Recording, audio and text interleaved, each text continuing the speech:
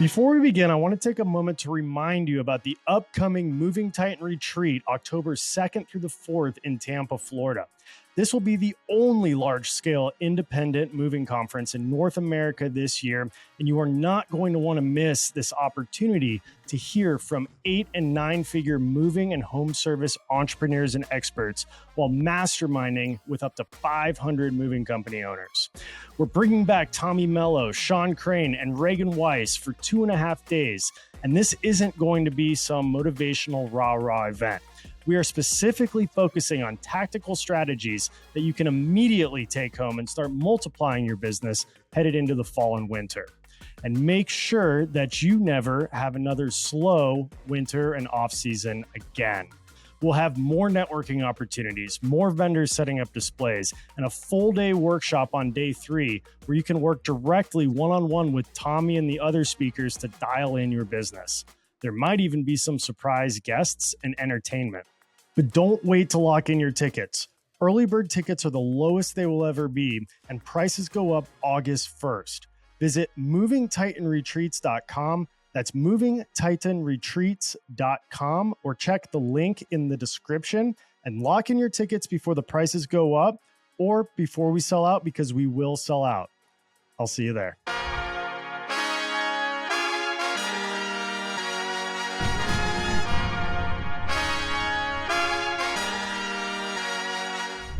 All right, ladies and gentlemen, welcome back to the Grow Your Moving Company podcast. I've got a special guest today, friend of mine who came to one of the original Moving Titan retreats. And it's been a while since we did a podcast together, but I welcome Chris Sweet, the owner and founder of Swamp Rabbit Moving in Greenville, South Carolina. Chris has just seen explosive growth since he started his company just a few short years ago. And he's up to 16 trucks with 19 total vehicles that he's running, and just taken over a relatively small, I'd say, maybe middle-sized market in South Carolina. Just came onto the scene, guns blazing, and hasn't looked back.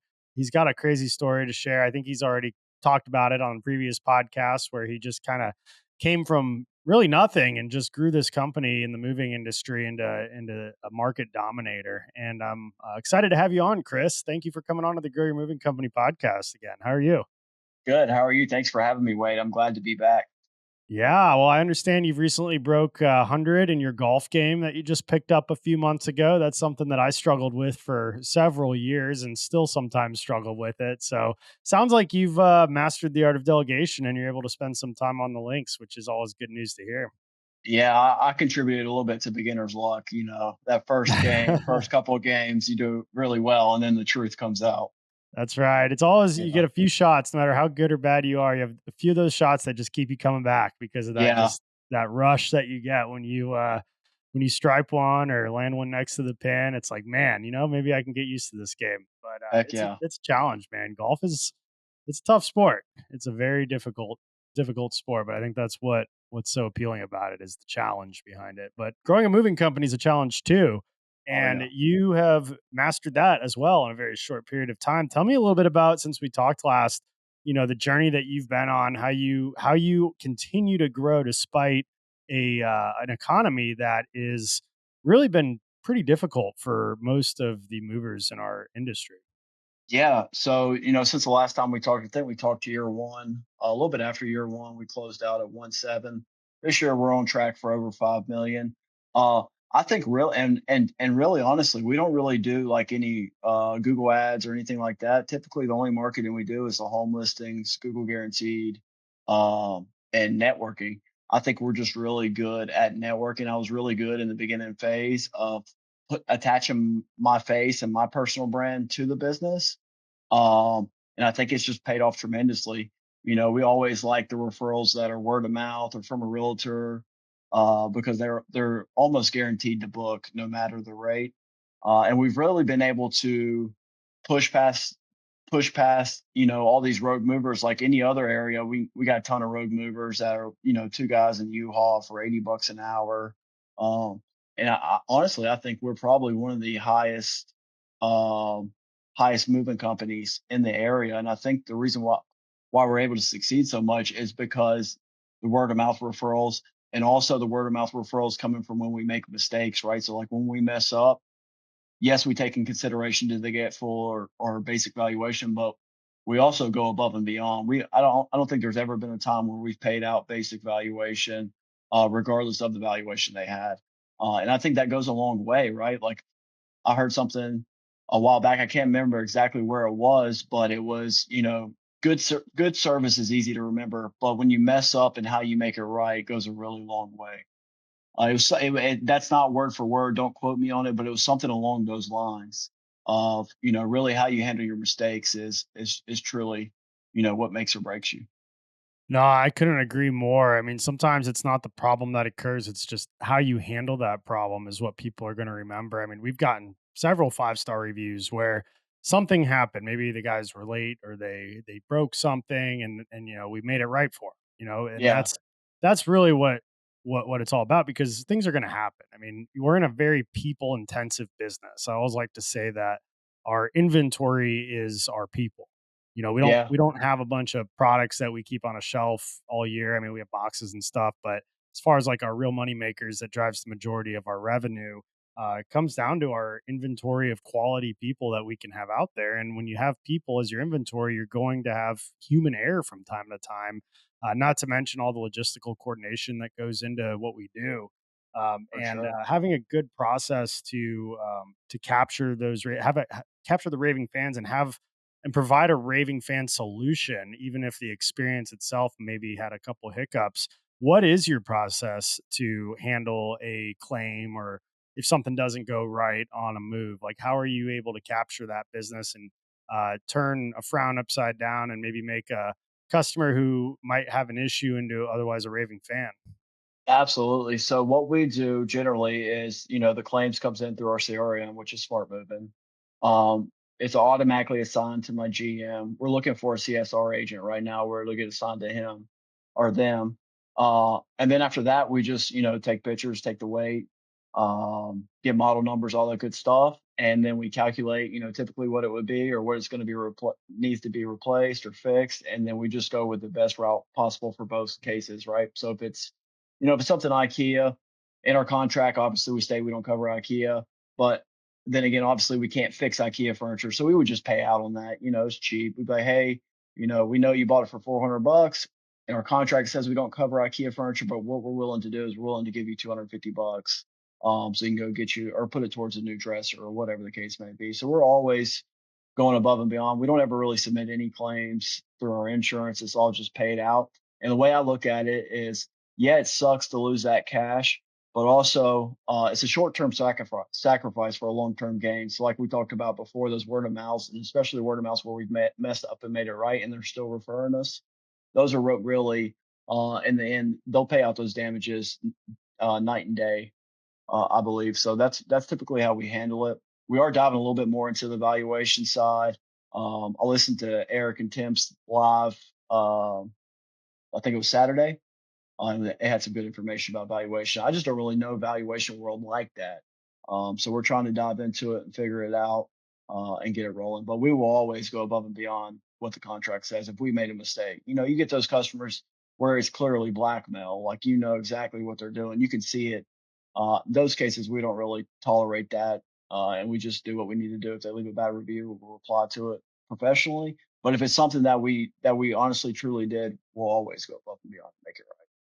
Yeah, it's important to know where to draw the line and not to reward bad behavior. I mean, I think that's just a good principle in life, whether it's a customer that is difficult from the beginning and trying to, squeeze something out of you or an employee or even in your personal relationships. I mean, you just got to know your worth, know your values and just stick to your guns on those things because if you have good values and you are consistent with them and just you're doing the right thing at the end of the day. Of course, you want to try to go above and beyond to make a customer happy, but you also have to stick to your principles. And when somebody is trying to take advantage of those principles, like sometimes happens in our business, it is a bit of an art to be able to distinguish when something like that's happening. Who in your Yeah, for sure. company is responsible for the customer service and claims and stuff like that? Right now, it's my GM. Okay, Yep. nice. So we You've had got our operations, we got rid of the operations, and we just so before our structure was just operations GM, and now we're splitting it out to where it's we're going to have a GM, a production manager, and dispatch, and then a CSR. So eventually, our CSR will handle all the claims. Gotcha. Tell me a little bit about how your structure of your company's evolved. Like what roles do you have defined, and people that are dedicated to on the back end? Yeah. So right now we have a GM, we have a dispatch, um, and we have sales manager, sales team, warehouse. But like I said, we're cultivating. My GM just finished the org chart today. He's fairly new with us. He just finished the org chart today, and we decided that we're going to add a production manager as well. That's going Nice. to What would a do the production ongoing. do? Yeah, so they would handle all the ongoing training, recruiting, um, any issues that we may have in the field, daily fires, because we're trying to get our GM to be at that 30,000 viewpoint at all times. That way, he can just solely focus on future growth, future planning, instead of being bogged down in the day to day. That's what we found here recently. So we're looking to make a shift and restructure our chart a little bit. Yeah, that makes sense. I mean, it sounds like it's fairly lean. How many salespeople do you have under your sales manager to do what it looks like you're on track for over 5 million this year? Yep. How many sales members do you have, and are they all inside? Are there mix of inside, outside, commercial? What's that look like? Yeah. So right now we have three inside sales reps. We did have an outside commercial rep. We got rid of that position solely because we still saw some holes and flaws in the residential part that we could fix and tweak. So we decided to put that on pause for a minute, focus on being really good at what we're known for, and then we'll dive back into that once we get those fixed. So we got three sales reps, and they're all inside. They each have an on-site day. So we have two in the office at all times. Monday is our really hot day. So like coming in off of Sunday, we got leads in the box. And typically Monday is our best sales day. So we'll have three in here at all times on Mondays. And then, between Tuesday, Thursday, and Friday, there's a rep out doing on sites. Gotcha. Do you have sales coverage on the weekends as well? We do on Saturday. We don't do anything on Sunday as of right Gotcha. now. Gotcha. I think we have very similarly structured sales departments. Most of you have heard me talk about Moversville and the power of their email marketing service that has helped us increase leads by over 112% over the last year. But have you heard of Moversville Connect? Moversville Connect is an incredible resource for all things moving. They feature an array of vendors and services and lists like insurance providers, softwares, equipment suppliers, marketing sources, and much, much more. The best part? This resource is free. Go check out Moversville Connect today by going to moversville.com and clicking Connect. That's moversville.com and click Connect and discover the world of Moversville beyond email. One of the worst parts about owning a moving company has to be finding quality movers and drivers. Trying to run all the job ads takes up time, and then you schedule guys to come in for interviews and they never show up. It's a massive headache. Well, let me tell you about a good friend of mine named Winston who runs a company called Move Up Consulting. Move Up specializes in hiring and recruiting for the moving and storage industry, and they do all the lead generation for mover and driver candidates. They have a fully built hiring CRM, plus you get a dedicated account manager who phone interviews and screens all of your candidates. Once they find qualified candidates, they schedule in-person interviews for you and your management team so you can make great hires. They even handle all the appointment confirmations. It's that simple. To start building a better moving team today, visit moveupconsulting.com and tell them Wade sent you. Want to know what the silver bullet for growing your business is? USA Home Listings. USA Home Listings has a myriad of marketing services that are essential to every single moving company.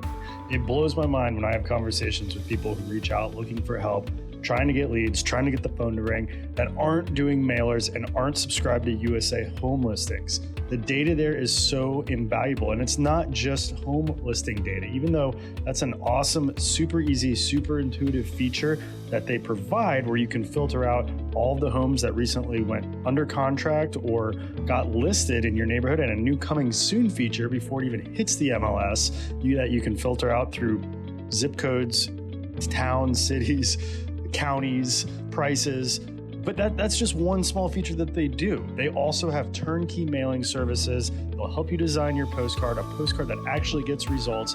If you've tried mailers in the past and it didn't work, it's probably because you didn't have the right elements on your postcard. And they also have a social media division. So check out usahomelistings.com. It's an essential addition to all of your marketing needs. Before you do any other marketing, check out usahomelistings.com. We just hired a VA through Derek Shaw's company, Hey Lou, to cover our nights and weekends. So they're over in the Philippines, and basically they're going to be, paid an hourly rate to book Yeah. homes 2 bedrooms and less, and tee up estimates for our three sales people too. They, we have three as well, and they do. We just promoted one to be able to do on site, so we're trying to have some coverage overflow to handle, if they're all three out, but we're leaning heavy on like Wednesday, Thursday, Friday as our estimate days, because our VA salesperson, kind of a sales admin, if you will, uh, she's going to be covering Wednesday through Sunday. So, uh, yeah, so basically, they can still do on sites. One of our um, uh, policies is to try to get out to an on site within 24 hours, same day if possible, when somebody calls in, because we want to be that first moving company in the door before they Yeah. even have a chance to get other quotes. And then our idea behind that is that we're going to blow them away and knock their socks off, that they won't even want to get the other guys out there and hopefully cancel on them. So it's that speed to lead, but also that speed to estimate that is really important for us, because we found, like, we book at least 10% higher rate doing on sites than we do virtuals. And then we at least 10% higher rate doing virtuals than we do over the phone. So if we can basically increase our booking percentage 20% with on sites, and then by getting out there faster, maybe add another 5 or 10%, those are our highest paying jobs and the most profitable jobs. So it just, for us, it Absolutely. seems to make sense. And the we realized, especially in the summertime, we've been missing a lot of opportunities on Sundays because we had kind of a rotating Saturday shift, and even with just one person on Saturdays, like, they usually cut out by like 4 o'clock, and leads would come in after 4, and then all day Sunday, and then Monday we got a huge pile of leads that they all got to chip away and get through. But a lot of times they're hard to get in touch with because almost 48 hours have passed in some situations, maybe 36 hours, that those people have moved on. They maybe got a hold of somebody and they found somebody. And then I also think weekends and nights can be the best time to book because the competition closes up. So, especially if you're running LSA where you're paying to have leads on, you can pay to have those on a little bit longer when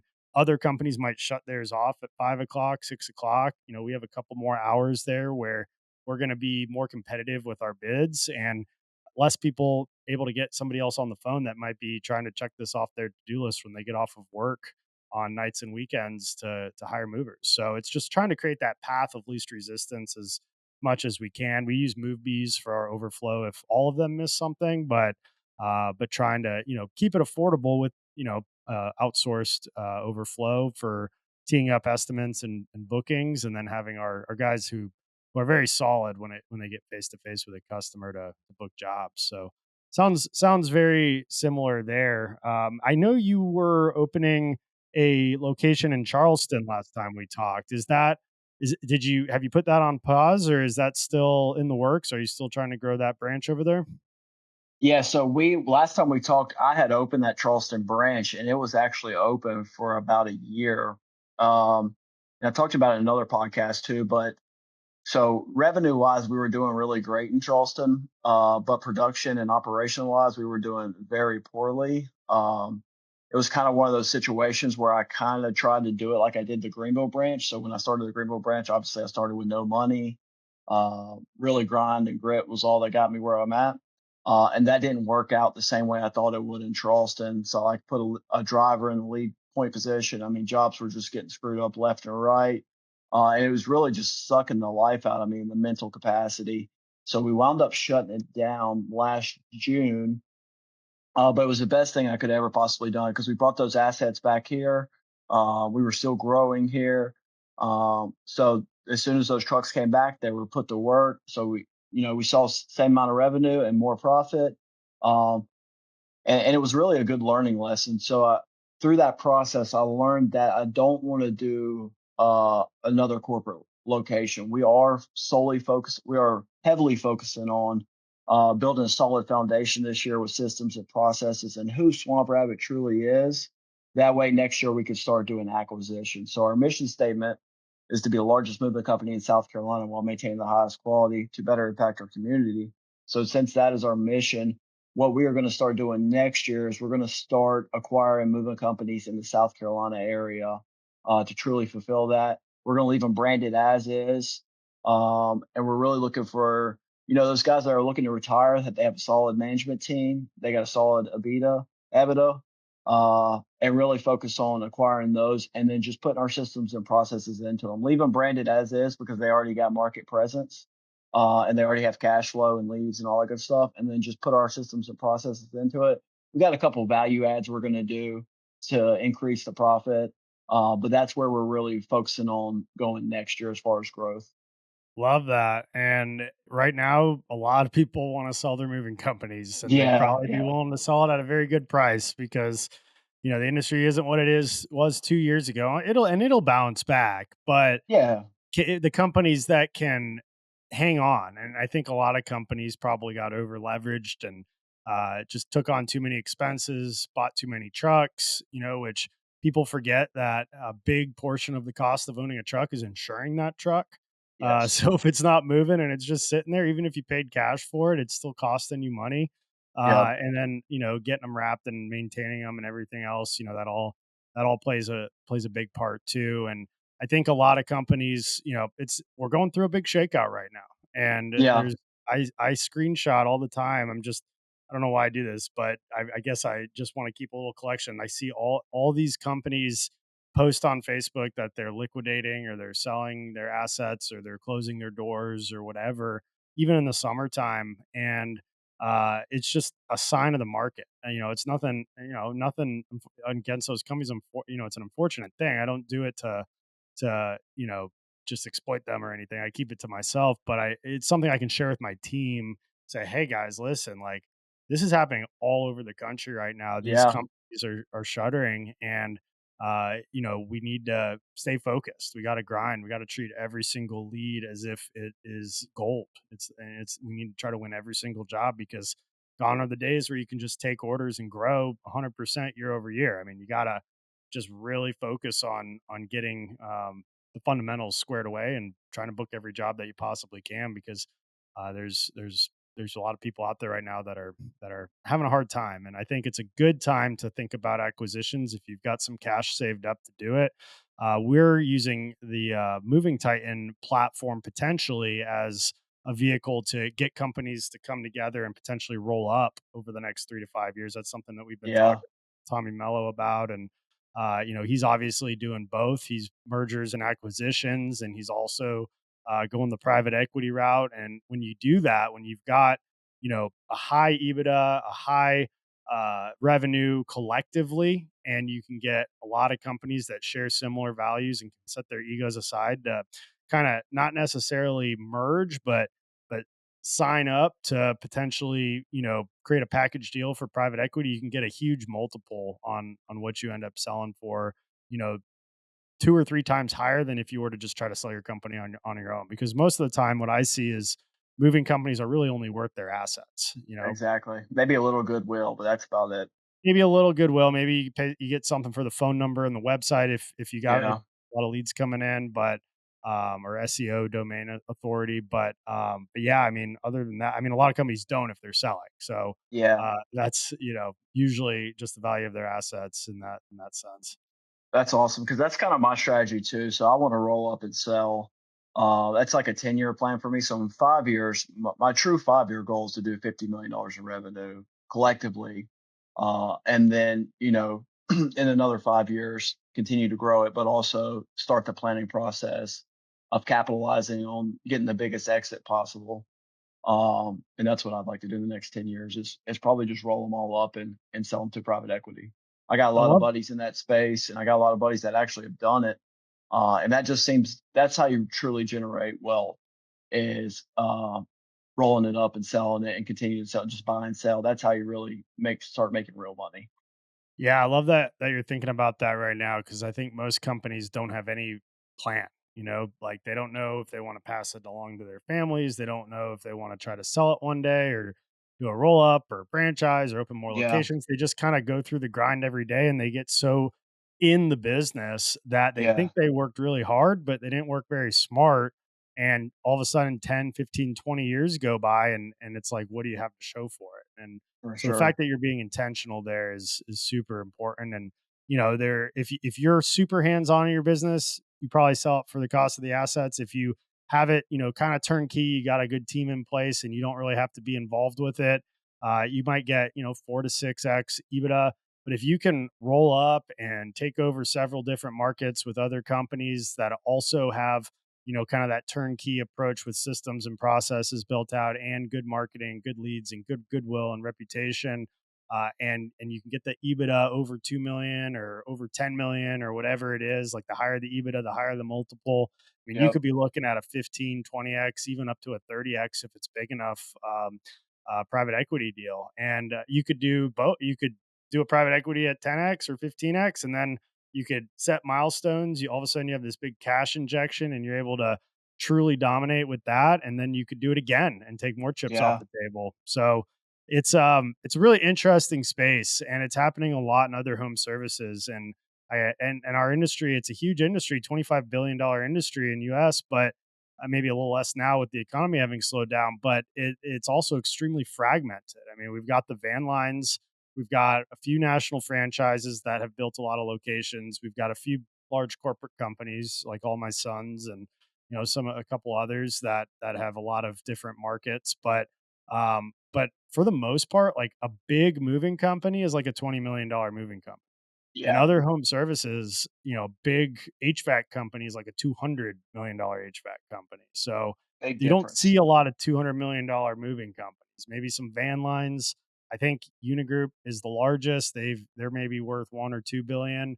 Yeah. But the van lines are struggling right now too. I mean Oh that yeah. model is it's a dinosaur and it may go the way of the dinosaurs. I've always thought within the next decade. I think and they're slow to embrace technology. They've got a lot of older people in the workforce that are trying to get out and not enough younger people coming in to be on the road truckers and become agents and stuff like that. So it'll be interesting to see how it shakes out.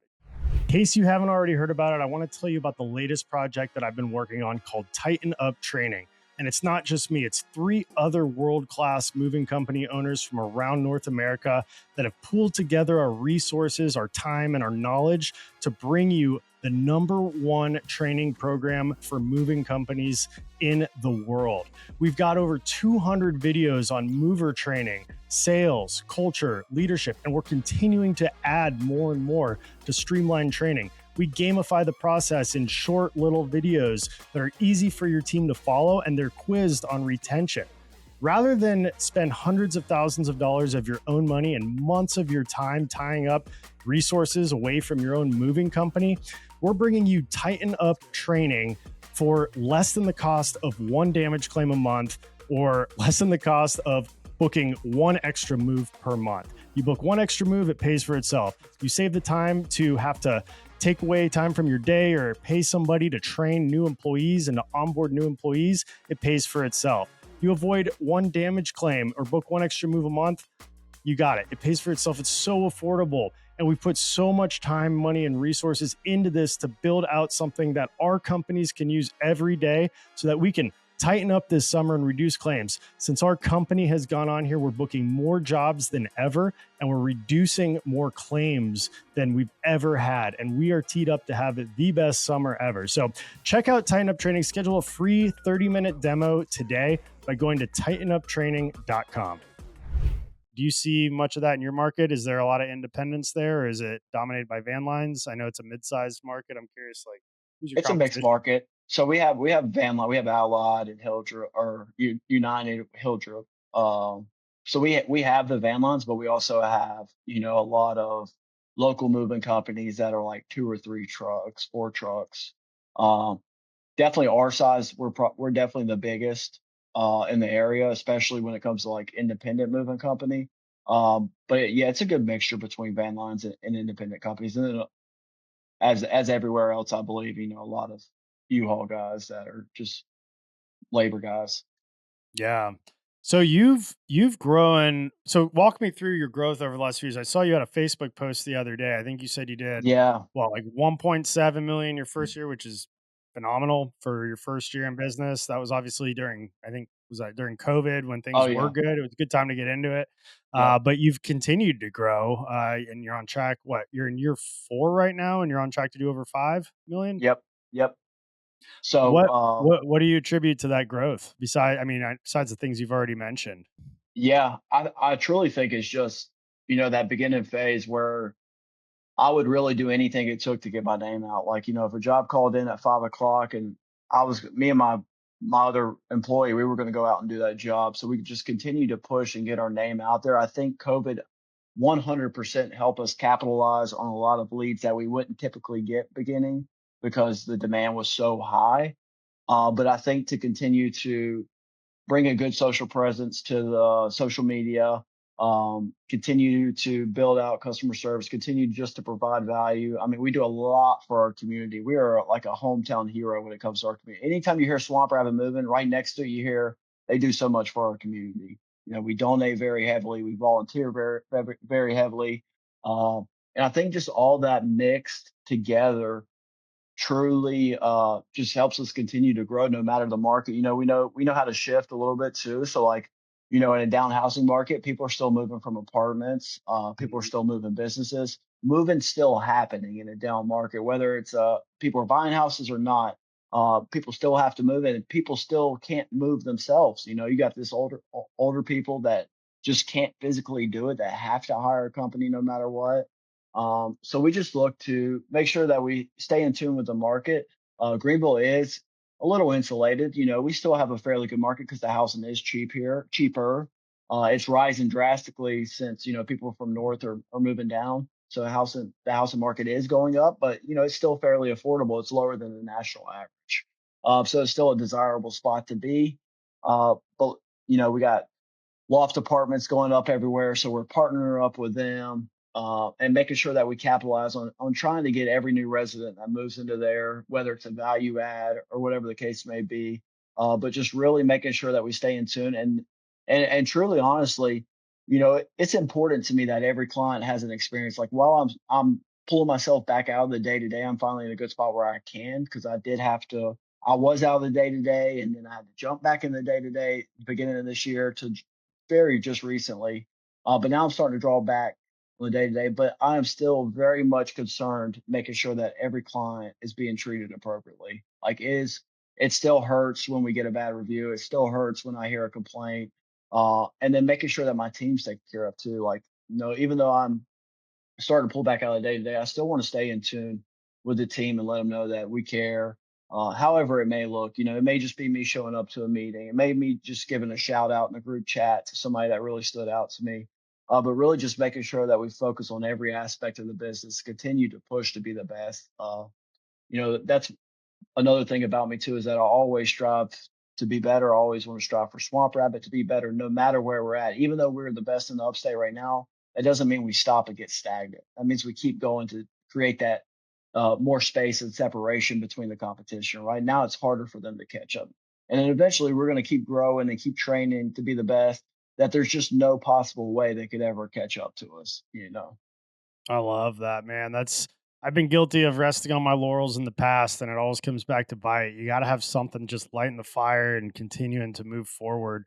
Do you get your whole team around you volunteering their own time? Like, do you have any kind of like a program to get people out there to volunteer, or do you just, accept volunteer opportunities when people need your truck and just pay them to go do it, or how do you handle those situations? Yeah, so I mean, we do it all different types of way. Like we volunteer free moves. We'll go feed the homeless. I don't require anybody to volunteer. I encourage it, and I let them know like, hey, this is what makes me feel good. Like this means more to me than money. I encourage you to try it because you'll leave feeling really good, right? It'll put a good perspective. You go feed homeless people that are sleeping under the bridge, and you're complaining or bitching about being on a move, making money, even though it's 80 degrees, it puts perspective into place. Like, at least you have a job, at least you have a home to go to. There's stuff to be thankful for no matter what. So it's not required, but it's always encouraged.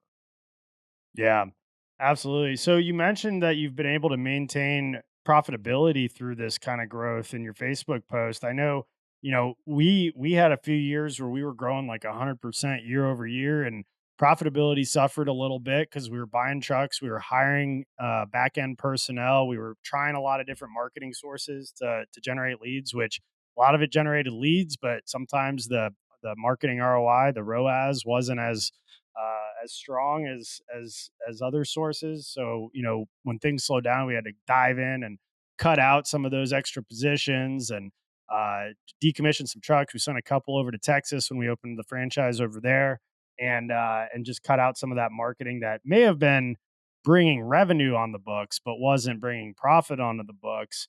Have you experienced anything like that, or how have you managed keeping a positive cash flow, positive profitability on your bottom line amongst the insane growth that you've had? Because it's tough to balance rapid growth with Yeah. with maintaining profitability. Yeah, no, I agree. The first 2 years we were super lean. I mean, we were in like a office space that we paid $700 for. Uh, Lean staff. We paid cash up until March of 2023. We didn't have any debt. We paid cash for all our trucks. In March 2023, we got an SBA loan, and that's where we did our vertical for storage. Up until that point, I mean, we almost paid cash for everything, but we were very, very lean. Like I was heavily involved in the day to day. Like I said, our office space, it was a little 700 square foot office. It was $700 a month. So I think that truly helped. And then the ability to realize that, hey, we're leaking money quick, and fix it and solve it. Because obviously, every moving company leaks money during the winter, I believe. This year from January, February, we were able to maintain a very small profit. Um, but, same token, we were also cutting positions and, cutting frivolous expenses that might not be necessary during that time. So I think that's super important. And here recently, we've signed up with Pro Mover Accounting. I mean, those guys over there, they're just studs. Like we had a CFO before, a fractional CFO before. It's just night and day difference. Like Brock is truly dedicated to making sure financially where your business is at, and what really needs to happen. And I think it's super important. I think what truly made the difference between the other company we're using and them is that they know the moving industry specifically. So like they know what key red flags to look for. Like our fuel cost last year was 12%. That is astronomical, and we didn't realize that. And once we started diving into it, my GM started diving into it. We realized guys were using guys that we had fired. We had never took their gas card, and they were using it to fill up their car still. Oh my Uh, gosh. but like like even though we were super profitable last year, that one fix right there is probably going to save us $60,000 this year. Yeah. You know, Yep. um, so I think just being able to know your finances, and being able to make those hard decisions, like that's a hard decision to say, hey, this position is just not necessary right now. You've been with us a while, and like that's something you want to avoid and try to hang on to forever. But the longer you hang on to it, the more at risk you put your company as a whole in jeopardy. You know, One person's not worth 60 people's job. No. No, I've caught the same thing before. That's a KPI that we look at every single week during our operations meeting is fuel and labor because those two expenses I would say on a day-to-day basis are the easiest to get out of control. Oh yeah, Because for those exact same reasons, you could have employees filling up cards, you don't take a fuel card back, all of a sudden it looks like it's an expense if you're just looking at your bank statement, but when you start to see it creep up to 8, 9, 10, 11, 12%. Yeah, I tell this story, maybe you've heard it, but probably back in 2018, 2019, we had our fuel expenses creeping up like that. And I was it's like middle of December and I'm looking at November's fuel percentages and it was like 16%. And I was like, what is going on here? So I started going through the bank statement. I didn't see anything unusual at first. And then all of a sudden I started seeing like this one gas station that it's like 45 minutes away. It's called Pilot Travel Center. You probably said probably Pilot Travel Centers up there. I see Pilot Travel Center just over and over and over again. I'm like, why are we going to this gas station 45 minutes away so often? Like multiple times a day. Like it was crazy. Like one day we spent like $600 on at this gas station and we had two trucks on the road and they were all local, not even going in that direction. I was like, okay, something's up here. So we went down there. We tried to, talk to somebody, see how many transactions they had, look at the cameras. They only had like two transactions there from the previous month.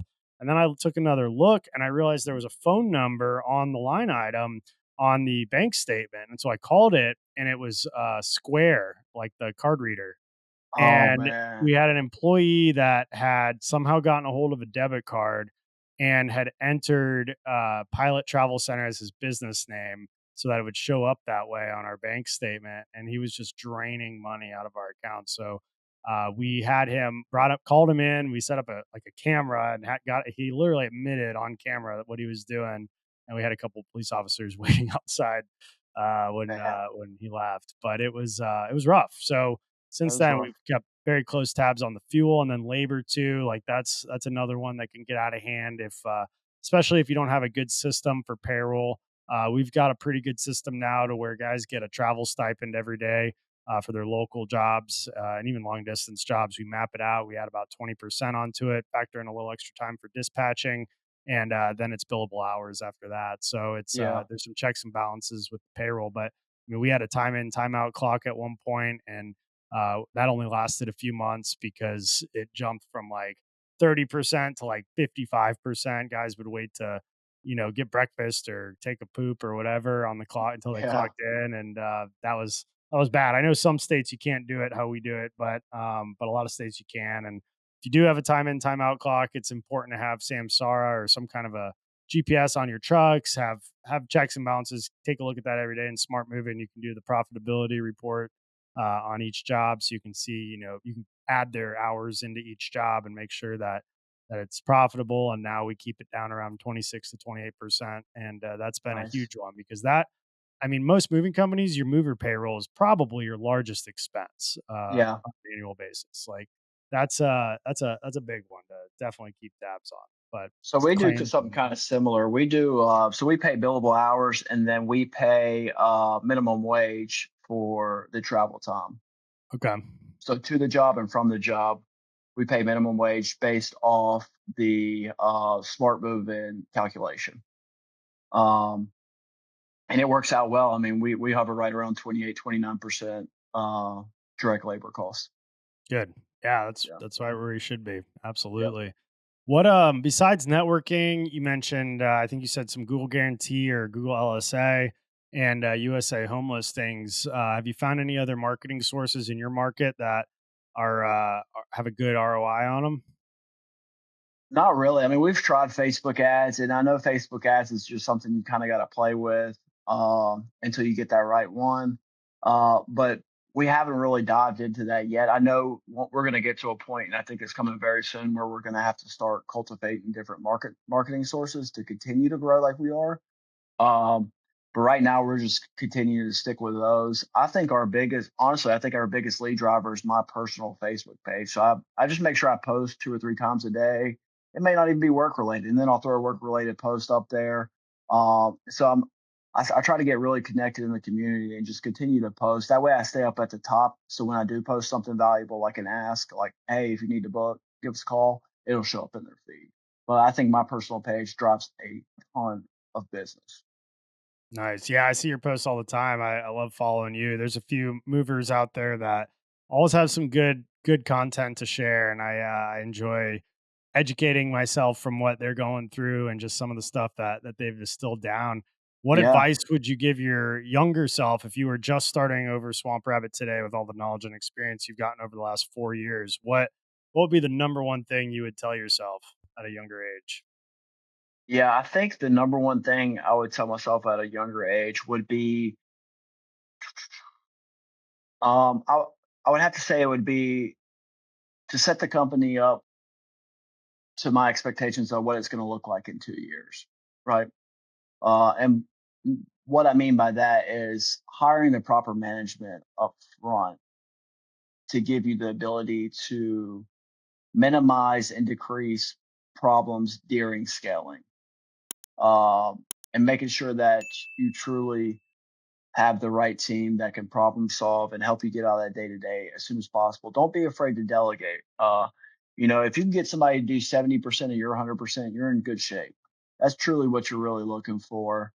Um, so let people make mistakes, hire fast, delegate fast, and let people make mistakes because I tell my team all the time, I'll never get mad at you for making a decision and it being a mistake, but I will get mad at you about not doing anything about it at all because you're too scared to make a decision.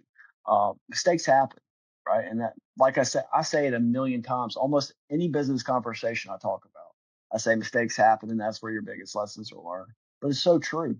I don't think I'm not smart. I'm not special, but I have a really high risk tolerance where I'm have the ability to take chances. Uh, and I don't get discouraged when I lose. I just pick myself back up and continue down the course. And I think that's truly, how we've been able to scale so fast. You see a lot of these people that are really smart, went to college, all that good stuff, and there's nothing wrong with that at all. And not everybody is this way, but typically I see is that they really want to make sure that their next move is perfect, right? Like they want to make sure that when they execute the plan, that it's going to go according to plan. It's going to be 100%. Well, in the world of business, that never happens, right? You're always going to have a flaw. You're always going to find a flaw. So why wait? Figure it out. Yeah, I can't agree more that I was just talking I was literally having that conversation with Chad the other day. I was like, Chad, do you think I'm too smart for my own good sometimes? Just obviously jokingly, because he's an executor. Like he's Yeah. very like, let's make a decision. And I've been guilty of that too, just overthinking simple situations, and Yeah. you get that paralysis by analysis. I see it all the time too with other moving company owners. Somebody will spend 6 months comparing Motive to Samsara, and during that 6 months, they won't have a dual facing dash cam and GPS, and they're racking up these costs with things that could have been avoided with just making a decision with one of them. They're both great. Like, Yeah. Just pick don't one. overthink some of these things. Like there are some decisions that take some time to marinate Yeah. on and wrap your head around, but on a day-to-day basis, like, I tell my team, like, I'd rather see you do something at 80% as good as you can, but Yeah. do it versus wait several days or weeks or months to do it at 100%, because a lot of times you can never actually get to 100%. You might do it at Yeah. 84% if you wait, a long time and analyze it 7 different ways. But that's what I see in you for sure, is you're a doer and you just work hard. You're not afraid to get out Yeah. there and sweat. When was the last Yeah. time you went out on a truck? So I was here recently. I was out on a truck once a week, but my business coach told me that I am not allowed to get back in the field. Uh, to my dismay, because I'm not saying I wouldn't get out there, but I'm more valuable with coming up with creative ideas and figuring out where we're going to go as a company. I get very conflicted because personally, I feel like, you know, I feel good about getting out there and moving with the guys. I feel good letting them know, like, hey, I preach this, but I can also do it as well. Um, and same token, I get the other point where, I need to be out of the day to day so I can focus on where we're heading as a company. That way we can hire more people. That way we can better impact our community. That way we can truly focus on our mission. What I was seeing too as well when I was out in the field, what was it was kind of becoming like a crutch for my sales team, right? Like we just have enough availability. If we throw Chris on there, then we can do it, right? And I'd have my whole day planned out. I'd have meetings set up, and the next thing I know, I'm out there on the move, and I had to let the whole day go. So for that reason, I haven't been out on a move, and probably it's probably been I probably stopped that 3 weeks ago. Um, So relatively recently. relatively recently, but I don't plan on going back out in the field. Unfortunately and fortunately, because I get both aspects. Um, like I said, I was a mover for 4.5 years. I have no problem going out there and moving furniture. Yeah, I mean, it's a great workout. If you're gonna spend Yeah, a few hours working out anyway, why not go do it on a truck? I see you've been yeah, doing a lot of, I think it looks like CrossFit and similar. trying to get in shape. Yeah, yeah, the Yeah, high intensity stuff. Yeah, I struggled with that for a long time too because I used to have this like thing in my head that the guys aren't going to respect me if I'm just calling shots from the air conditioned office in my big comfy chair all day, and I feel like I just felt guilty, and I struggled with that for a long time, and I started to just think like, what if something happened to me, God forbid, and I ended up like in a wheelchair, and I had to run this business yeah, from a wheelchair? How would I change things? How would I run it differently? And it's kind of a morbid exercise, but it kind of helped me put some SOPs into place and making it just like under no circumstances do I go out on a move, no matter how much yeah, shit hits the fan. Like, how can we set this up to have layers between me and somebody calling out, or somebody walking off a job or something along those lines? And it's a good exercise to practice if like you're forced to go out on trucks. I mean, I hate turning away business, and sometimes we book up and don't have the staffing, but you just build your business model around that capacity versus just yeah, trying to take on anything and everything, because more problems arise if you're not there to steer the ship. If you're out playing with the sails and scrubbing the poop deck, then if nobody's at the helm to steer it, then that's when things are going to happen. But I do still believe, like, if you choose to go out and you've built such a streamlined business with delegation and systems and processes and the right people in place, and you just want to go out there and show your guys you still got it. I do think yeah, it can earn some respect points, but it needs to be a choice and not a necessity. You shouldn't be going on trucks if you don't have, like, just because you don't have another option for the day. Like, you yeah. should be plan it. You could plan it out 3 months in advance and say, I'm going to go out on trucks this one day, and it'll be like Mover Appreciation Day. We just did our best of the best competition here in Tampa. And we had a mover meeting at the beginning of it. And I told everybody that if you can screenshot all the votes that you either make yourself or get somebody else to do and send you their screenshot for this contest, whoever sends me the most proof of votes, I'll let you be CEO for the day, and I'll trade places with you and go out on your job and let you keep all the tips that I make. And we did the same thing with our Nice. sales team.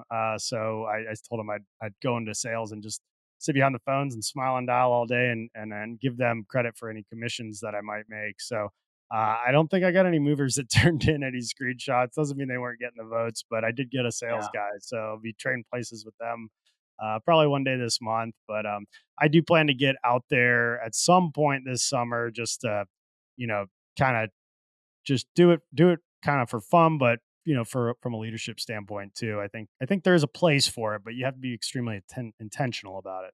for sure. I think, like you said before, I don't think there's any right or wrong situation. It's just all your personal preference, and it's all where you're trying to go. You know, if I was trying to just stay where I was at, yeah, it'd be perfectly fine. But trying to get to 50 million, that's a big feat in 5 years. I need every hour I can get. Yeah, you do. Uh, How are you going to do it? so So you got the mergers and acquisitions. I mean, how yeah, do you have a plan, a roadmap? How many companies do you have to buy? Like, what do you have to do with your existing location? What's your plan to get to 50 million in 5 years? I mean, yeah. to 10x growth in 5 years is insane. It is. So my plan is really just to double almost every year. So, whatever it takes as far as acquisitions, whether it's 3 or 4 for the next year to get to 10 million, and then whether it's 6 or 8 the year after to get to 20 million, and so on and so forth. Because it all depends on what revenue the companies I'm buying are, right? So I can't have like a set number. I have a parameter. I'm looking for companies 1 to 3 million, and I'm trying to hope to take them to 5 million within a year. So that would be my execution plan. But it all just depends on the revenue that the companies are doing. What are So you looking for in a company that you're gonna buy? Do you have, like, a specific criteria, specific size that you're shooting for? I am. So I'm looking for a company that's been in business for at least 10 years, has at least 10 key employees, has EBIT of 25-30%. That way I can service the debt. Uh, and that I'm not really looking for any fixer uppers. I'm looking for solid companies that could be just a little bit better with a couple tweaks here and there, um, and that have a great reputation. I don't want to buy a shit box and essentially buy a job to try and repair it, fix it. I want to buy something where day one I can walk in, start implementing some value add, and watch it take off.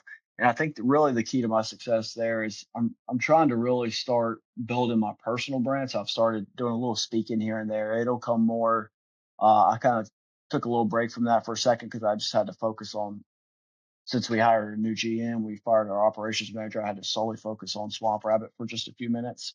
But you'll start seeing a little bit more. I really build my personal brand. That way, when I do go acquire these companies, people can just go to chrissweet.com and figure out who I am to see if they align with who I am as a person, right?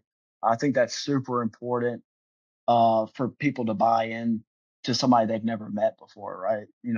I walk in the company, hey, I'm Chris. You want to learn a little bit more about me? Here's a website. Check out what we stand for. This is who I am as a person. This is what I've done, and try to build that. Uh, make sure that that first impression is good, and that I can get them to buy into my mission, right? Because I'm gonna be coming into somebody that has bought into somebody else's mission. Now I got to convert them to buy into my mission and stay, and maybe break some bad habits or whatever the case may be. Yeah, no, I think that's a great plan. I think personal branding is huge. That's also something that I'm working on a lot lately. My friends kind of give me crap sometimes because I'm always making these posts. I've got an assistant now that I hired to help me manage the posts to keep them consistent coming out, and that's but it's you have these platforms and there's so much opportunity to make money, and money follows attention. And if you can get the Yeah, followers and you can get the views and the audience and people understand what mission you're on, you're going to attract people that are either also on that mission or want to come along for the ride. yeah, And it puts it out into the universe that, I'm trying to get here and need all the help I can get. People, whether they want to help you, whether they want to join you, whether they want to compete against you and fuel that fire, like it is very important. And I definitely agree that, look at Grant Cardone. I mean, he's built a heck of a personal brand, and that's allowed him to open up tons of opportunities now in like the investment real estate space. As you buy these companies, are you going to be getting investors? Are you going to be using banks to finance them? Do you have a huge stockpile of cash somewhere? Are you going to owner finance? Like what? Just maybe a little bit of all of it. Like, what's your plan for the money part of it? yeah. So my initial plan was SBA finance, but here recently I stumbled across how powerful having good business credit is. Right, it gets you into a once you have really strong business credit. I mean, like a different, like a corporate credit kind of business credit. It opens you up to so much financing options where you don't have the personal guarantee. You're getting a 3%, anywhere from a point nine to 3% interest rate. Like it's just such a huge asset. So here recently, I invested in a company that is trying to help me build my business credit, so I can get to that corporate credit level.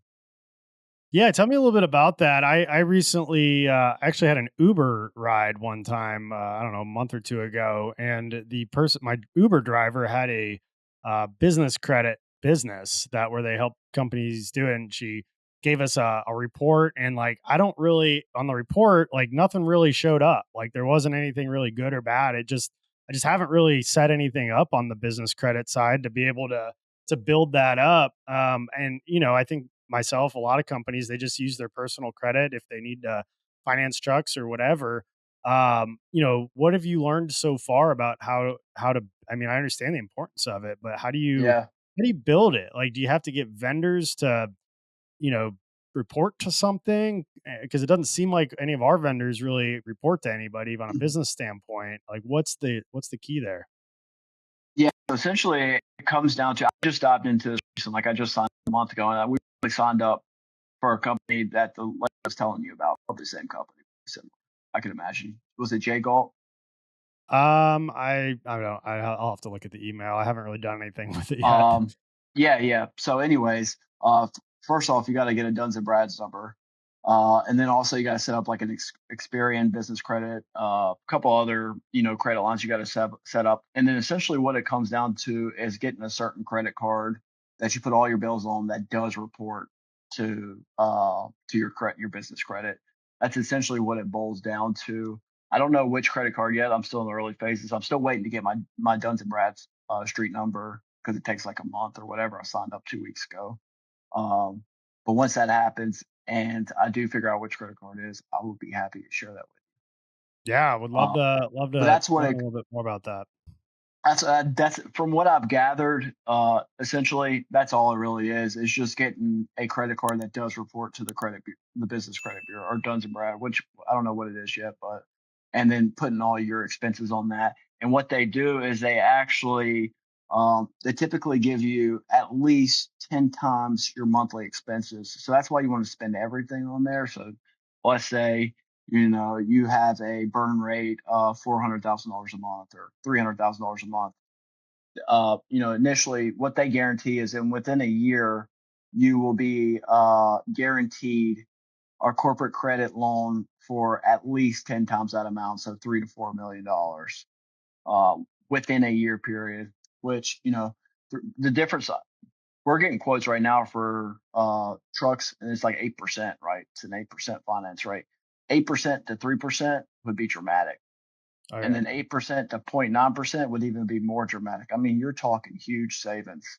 Um, absolutely. Especially so with it, those higher dollar spend expenditures. yeah, and it's only $6,500. So that was another one of those things. Like, what do I really got to lose? Like, I sign up, it don't work, $6,500. But if I sign up and it does work, that's hundreds of thousands of dollars Yeah. over time. That's one interstate move and, it could open up millions in access to money that you could use to invest in multiples of that. Yeah, and it's a lifetime membership. So I got them for life, and they got all kinds of other benefits. Whether it's a gimmick or not, we'll find out. But I highly doubt it. They're a highly rated company. Um, so that's where we're really looking, because we were looking at SBA financing. But the thing about SBA finance is it's prime plus, right? So that prime number's always changing. Like, we went from paying 7.5% on our SBA loan to now it's 11.5%. It's like, that 4% makes a huge difference. Like, it Oh yeah. takes our loan payment from, originally $6,000 a month to $7,800 a month or $8,000 a month. And you stack that over a year, and then you stack that over the course of the loan, which is 10 years, which we're going to pay it off early. But if we weren't, I mean, that's a drastic amount of money. Yeah, Uh, it is.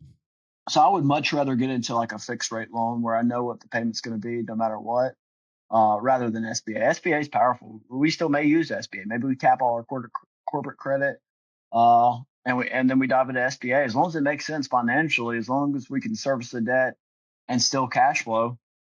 You know, so I think Yeah. financing, we got multiple options for financing right now. And the only thing about SBA is you just got to have 10% down. So, if you have $500,000, you can take up to $5 million in SBA loans. So you got $5 million worth of buying power. That's a good two or three companies right there. Yeah, absolutely it is. I mean, I think you could find companies that have been around for 10 years or longer with 10 key employees for probably less than $1 million. I Oh mean, yeah, 5, 6 truck operation. Yeah, probably selling for their asset value, maybe a little goodwill if they do have some solid leads coming in, good website, but customer list. But that's it's interesting stuff, man. Yeah, keep me posted on that journey. But speaking of interest rates, what do you think is going to happen with this housing market? It's an election year. We were supposed to see like 6 cuts this year. I haven't seen a single one yet.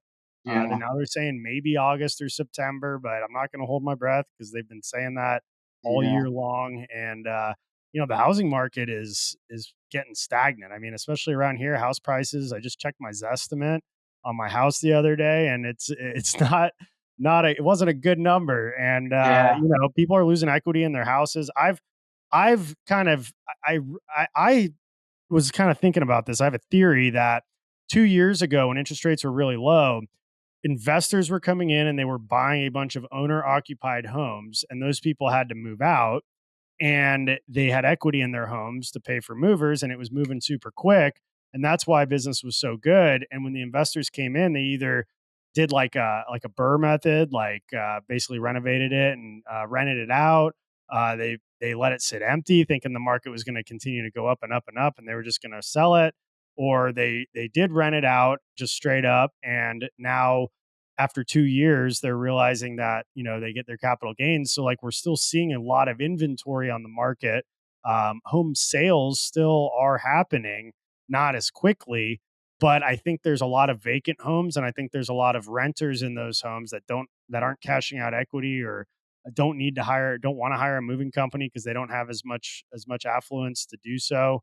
And so that's part of the reason why in our market, at least, I think we've seen that the home volume is relatively similar to where it was over the last few years.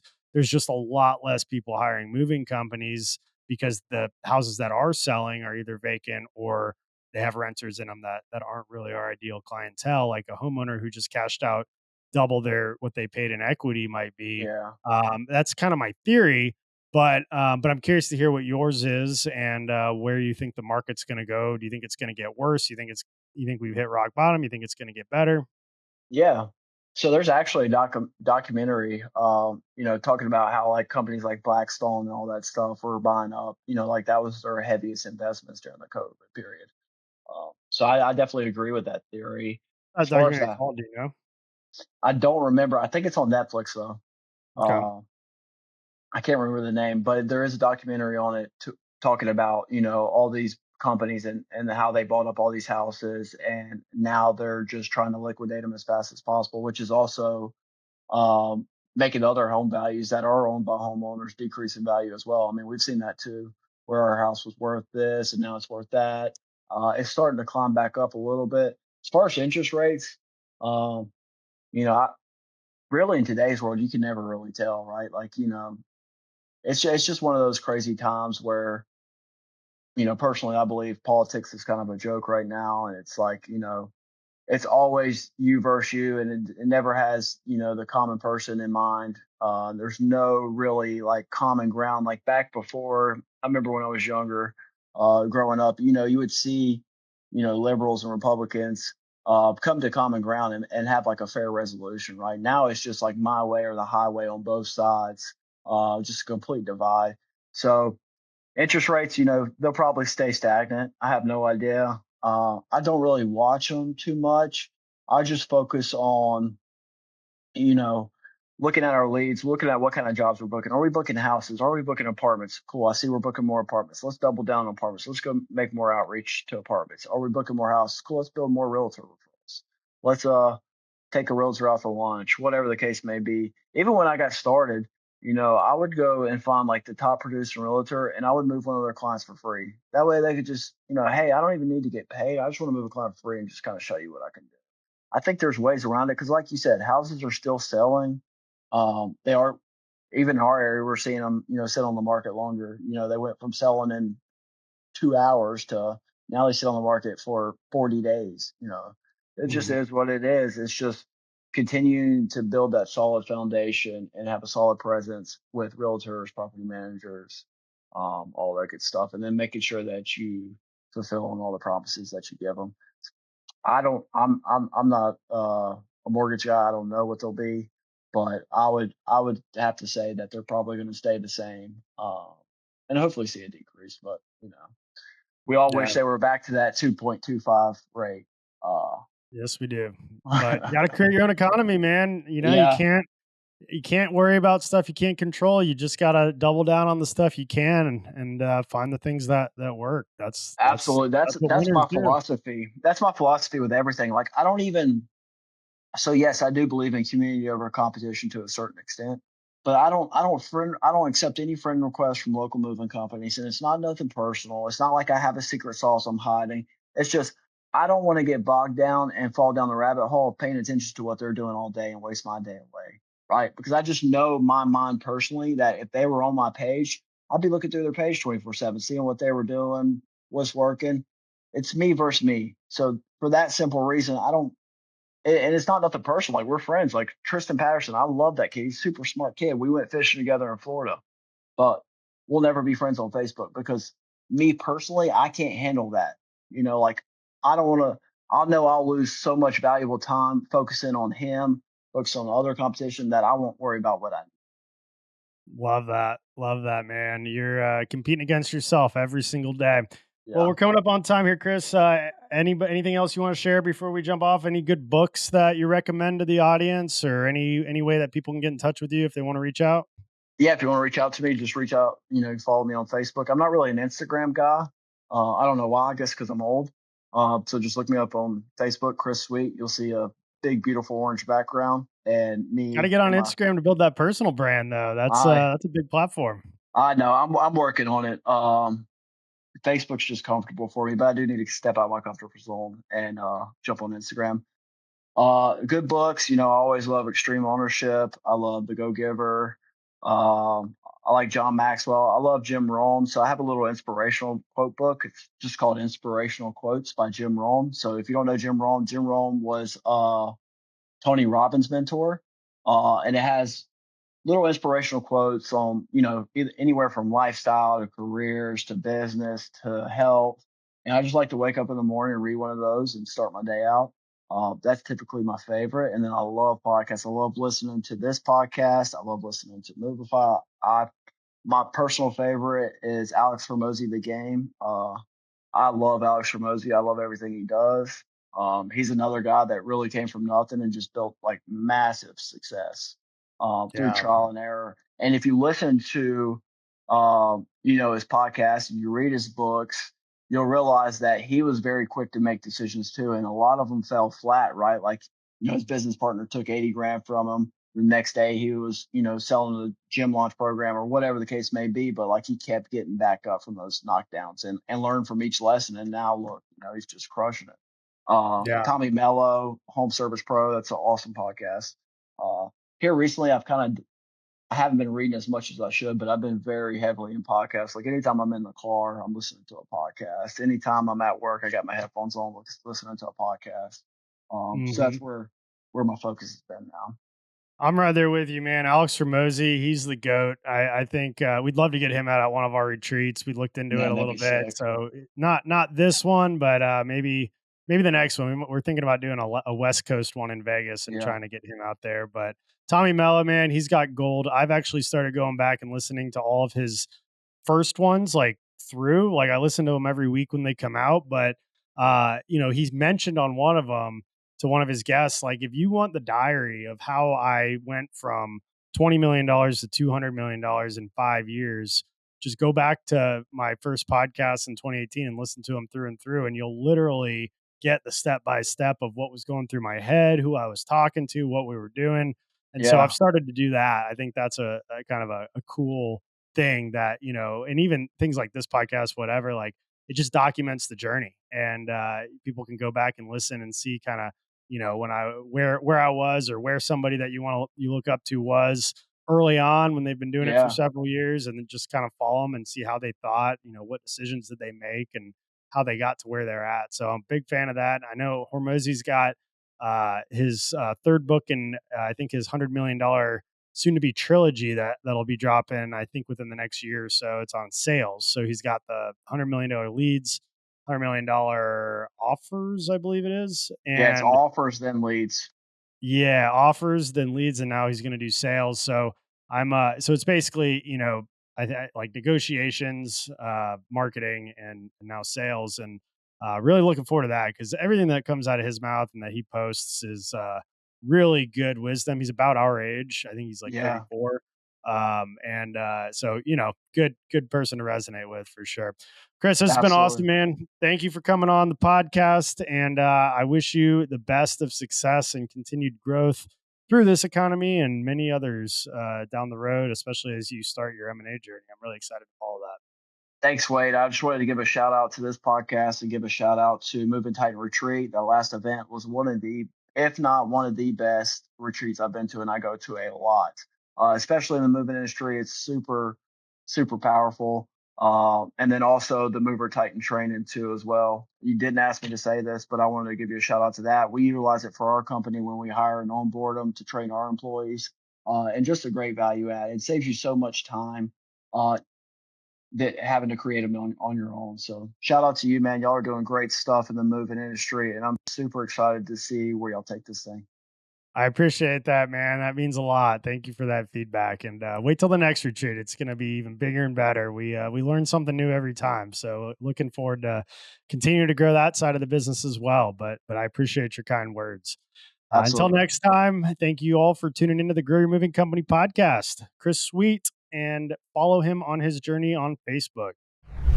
Thank you for tuning in to another episode of the Grow Your Moving Company podcast. If you would like to learn more about any of the sponsors listed on this show, want to apply for the next Moving Titan retreat, or interested in owning or working for a Two College Brothers franchise, drop me a line at wade@twocollegebrothers.com. Moving out. Have a great day.